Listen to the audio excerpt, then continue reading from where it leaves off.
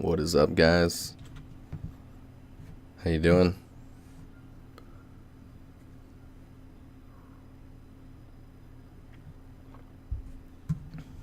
Yeah, I'm going to do some crits. I got a portfolio to look through. I'm going to do some critiques from the art-related that were tagged from the date yesterday.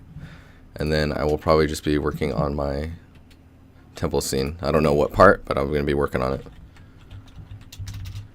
Just need to make sure I'm looking at the right documents here.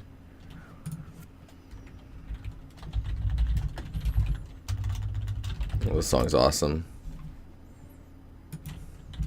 Going through some of my older music.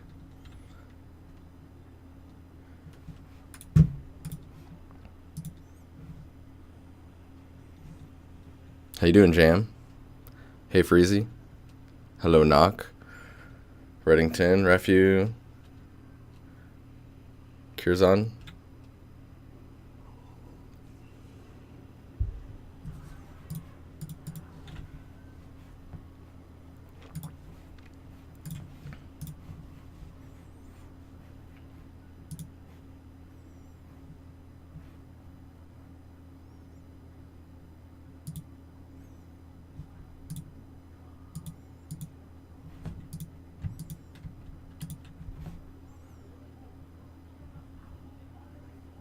Dude, landed your first job. Holy shit. Congrats, man. That's exciting. Where are you at? And are you tagged as a dev now? James, how you doing, man? What's going on? Happy Saturday. It's Saturday, right? I don't know what time it is. What time or date? What's happening?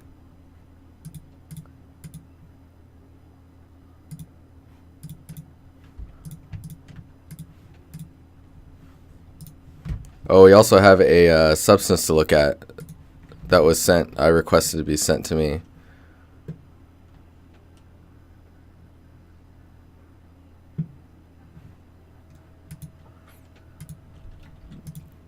Okay, the portfolio we're looking at today is from GC86.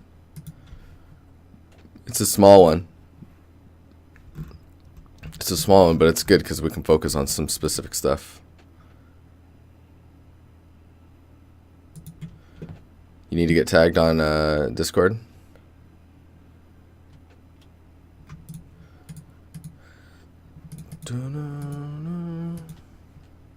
All right. Looks like we're good on this front.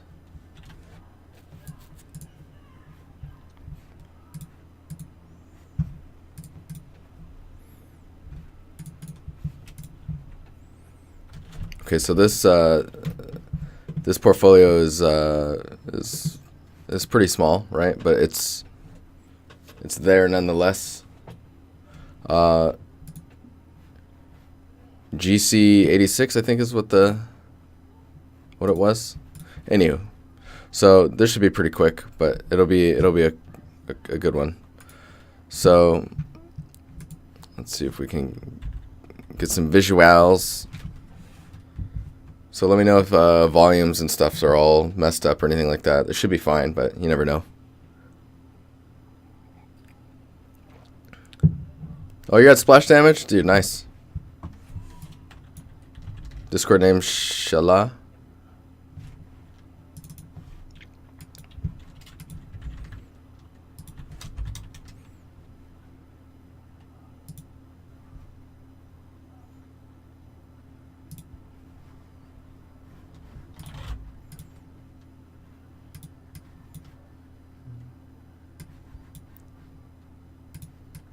Oh, 2 seconds.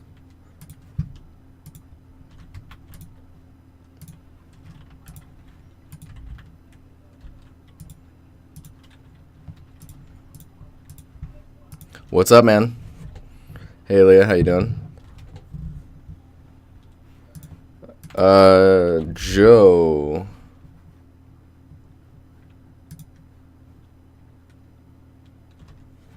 Joe Ties, are you just going by Joe on the server, on the Discord? Hey, what's up, Moon? How you doing?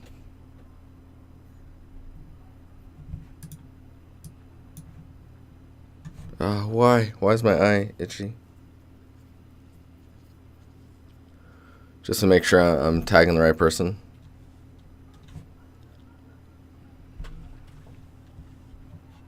All right. Oh, yeah, okay, I got you then. I got you already. How about you, JM? You're just JM in there, right?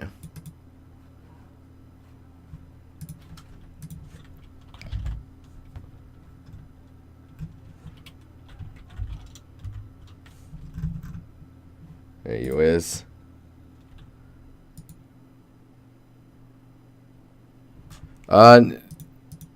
Yeah, you just need to, Justin, your question is, can you become a dev of the Discord if you work at a company, or do you need to, currently the requirements are a little, they're not very specific. They're more like, if I feel like the tagging you as a dev means that things that you say should be taken with less of a grain of salt, as far as like, this is how you do something, or this is a technique that is used currently. So advice from someone that's got a game dev tag should more or less be accurate compared to someone without one. I did get a haircut. I got a couple hairs cut. Thanks for noticing. It's like, oh. No. Okay, so let's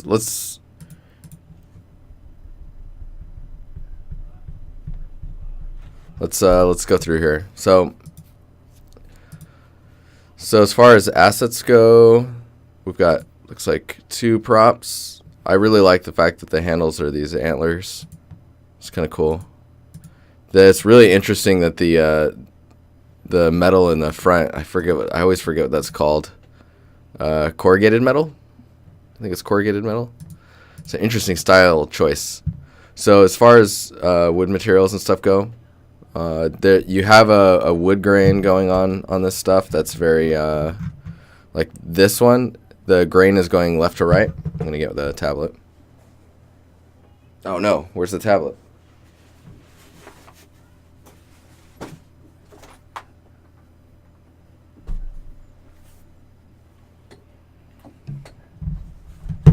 It's weird that the grain is going left to right on the, it's continuing across multiple boards. Looking fly. Oh no, where's the pen? Oh, everything's going all types of wrong. Alright, I'll be right back. I need to get the pen.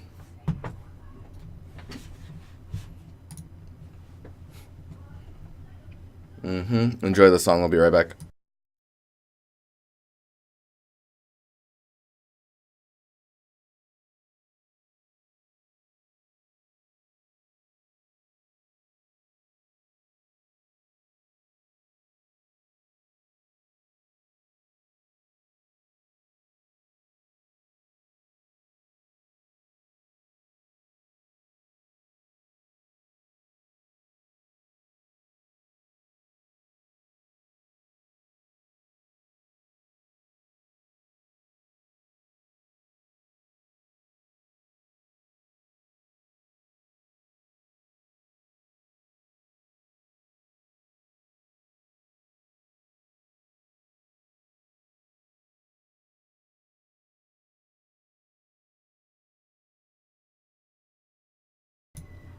Yo, what's up, Kyle? All right, we are back.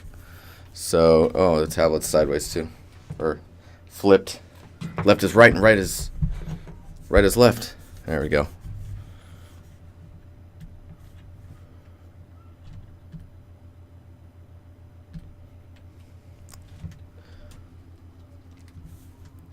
Okay, so let's see if I can zoom in a little bit more. So you can see like the wood grain. This is probably the number one thing I was going to point out, is like you have your wood grain that's going this way, and it's continuing across these threshold lines, which are essentially where you would expect the wood grain to change direction. So where these split here, unless it's a printed material, even so, I would suggest breaking those apart. This is a critique. This is a portfolio critique. Some other things I would suggest is these guys aren't really, they don't have much depth to them, so they don't feel very thick, and the little bolts on them feel really flat as well. If we go, let's see here, if we go up here, so you're getting, with these brackets as well, you're getting a problem where the material roughness between the two, between the wood and the metal, is just very similar. It might be lighting angle, I'm not sure.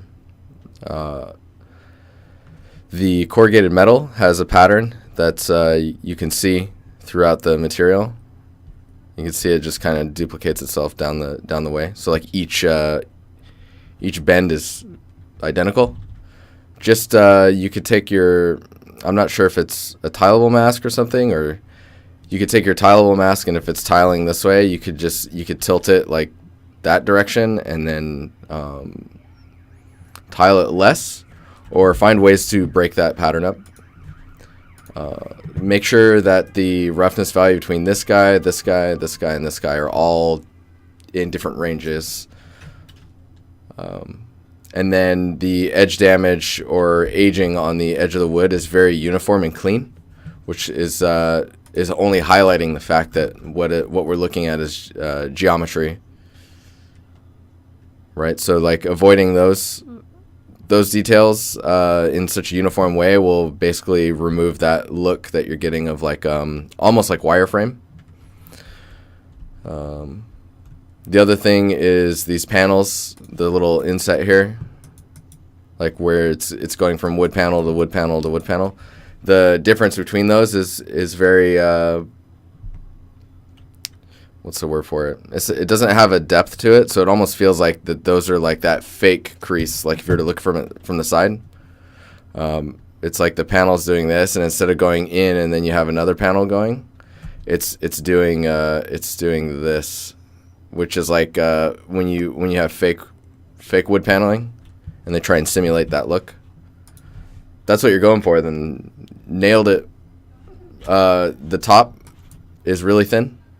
I would expect it to be maybe about as thick as this piece, or maybe maybe a little less than that. But yeah. The ground looks pretty good. It's not detracting from what you're trying to show, which is the surface here. The surface of the top of the this cabinet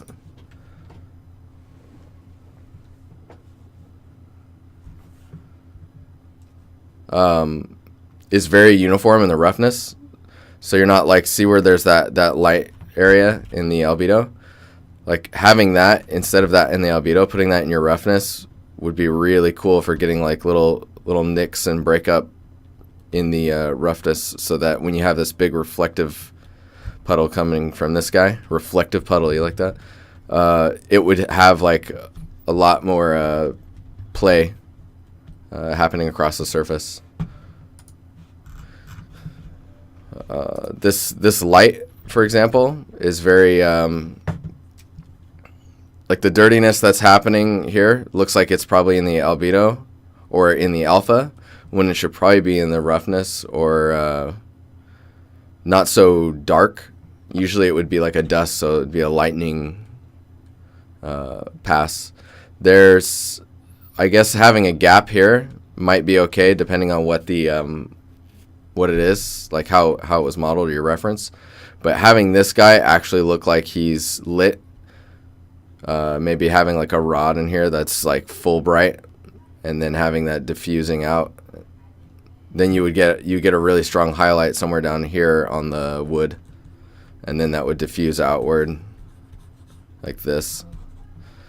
You could emphasize a little bit more like that. So right now it looks like you're just painting an emissive that's also very dirty. And then very, very uniform, dirty scratch splotchiness throughout this whole piece here is kind of unrealistic. So maybe taking another pass at that and seeing where where you can see if you can push that further. Can't beat a good rod. What? So yeah, we can look at this guy a little closer maybe. See, this actually looks better on its own. I would avoid the amount of damage you're doing to everything, and then possibly even like it looks like maybe there's normal map information for the dirtiness that's on the glass. I would try and make sure your glass is relatively smooth. As far as the whole mesh goes, this area is looking the best. Like that's looking real good. It's just the way that this is all broken up. I would say maybe the edge damage, varying it up a bit. Like this area looks pretty good. And then getting more of where that edge damage is occurring, getting more of a metal roughness and metallic property coming through would be good. Let's see what else we got here. So this AK is technically modeled really well. It's almost like that's awesome, Jam. So this AK looks really cool. Technical wise, it's really well done. You get a little bit of stepping in your normal here, but that's like very picky. Where it's breaking down, and I don't know if this is like so this AK that Rick Grimes carries in The Walking Dead.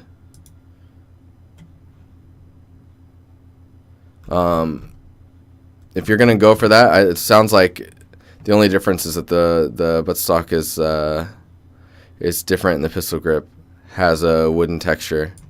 So, I mean, you could go for making those the same as Rick's, but one thing you should really pay attention to is not only the roughness, but the way your materials are just reading in general. And I think most of it's roughness variation and stuff like that. Right now, it's like super duper clean. And the fact that it's like fan art of Walking Dead, possibly, right? You expect like maybe he's put tape on here. Maybe there's some scratches that are very iconic to his character's gun. It's like the character gun, right? And just overall, just beating up the reflectiveness of the wood materials, and getting like scratches and scrapes and usage on the metal. Most of that scratching and scraping, like you can see a little bit of it here, and they're normal, which is fine. And you're seeing it here. It looks like that's happening in the albedo. Most of your material definitions and scratches and all that stuff is going to be in your roughness. So possibly take a look at that. And then we got a grenade. So the fingerprint, albedo wise, is very dark and clean. I would say to avoid putting it in your albedo and put it in your roughness. The metal looks pretty good here. It might need a little bit more of a brushed metal pass. I'm not sure. The metal coming through the paint on the side here also needs roughness and metalness pass to try and get it in line with everything else. As far as physically based, it's like I think right now it looks like your technical modeling skills are pretty good, and it's more about how you're defining your materials and how you're applying your materials to get that stuff to come through. Joe, totally right. Most critique I'd give to a newer PBR user are spend twice as long on your roughness than you are. Hey, what's up, Bob Aaron? Yeah, man, it's roughness is, I would say do your roughness before your albedo, because your albedo is only going to fuck with how you're thinking about your roughness. So build your high poly if you have a high poly, right? Get your normal maps where they need to be, whether it's baking or you're placing them manually through other means other than a high poly. And then your roughness pass. And while you're doing your roughness pass, if there's metals, make sure your metal, you have metalness where it's supposed to be. get that looking great, and then put your albedo on. That's like, you'll guarantee a better result just by doing that. Just by going in that order. Just because you'll think about stuff differently, and you'll think about it in passes. And because roughness is so important, if you can get that to look good without albedo on, albedo's just going to make it look that much better. It's going to just define it color-wise. But yeah, so that's this portfolio. I would say that what it's missing currently is if you want to be a props artist, you're heading down a good route. You just need to really refine your materials. And if you want to be an environment artist, then you need to start not only refining the materials and populating your portfolio with more props, but also building scenes with those props. So, and I would say the best advice, if it feels like a really daunting task to build an entire scene, is think about some props you'd want to make. And then see if there's any other related props that would be in the same scene as those, and just start making those props. If you keep having the interest to make those props, just keep going, and then eventually you'll have all the props you need for a scene. Just keep an eye on the scene idea that you have that's pertaining to the theme around those props, and make sure that